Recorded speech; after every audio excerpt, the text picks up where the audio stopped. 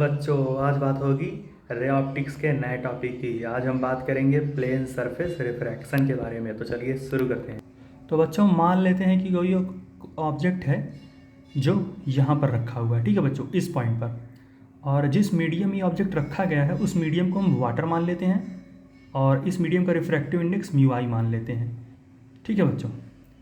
और बच्चों, एक प्लेन सरफेस है यहाँ पर, ठीक है, और इस प्लेन सरफेस के कुछ ऊपर से हमारी आंखें जो हैं इस ऑब्जेक्ट को ऑब्जर्व कर रही हैं।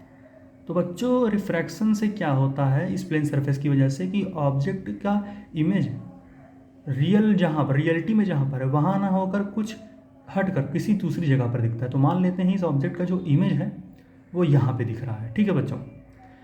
और बच्चों, अब दूसरा कॉन्सेप्ट क्या है, मान लेते हैं कि इस प्लेन सरफेस से और ऑब्जेक्ट जहाँ पर ऑब्जेक्ट है, रियलिटी में जहाँ पर ऑब्जेक्ट है, इन दोनों के बीच का डिस्टेंस हम मान लेते हैं डी आर है। और डी आर को हम बच्चों बोलेंगे रियल डेप्थ।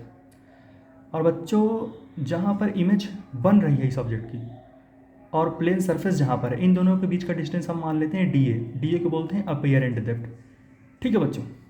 तो बच्चों, इसके अकॉर्डिंग जो पूरा फॉर्मूला बनेगा वो बनेगा D A equal to mu R upon mu I into D R, जहाँ पर डी ए अपीयरेंट डेप्थ है। अपीयरेंट डेप्थ बच्चों क्या है, प्लेन सरफेस और इमेज के बीच का डिस्टेंस। डी आर क्या है बच्चों, ऑब्जेक्ट और प्लेन सरफेस के बीच का डिस्टेंस।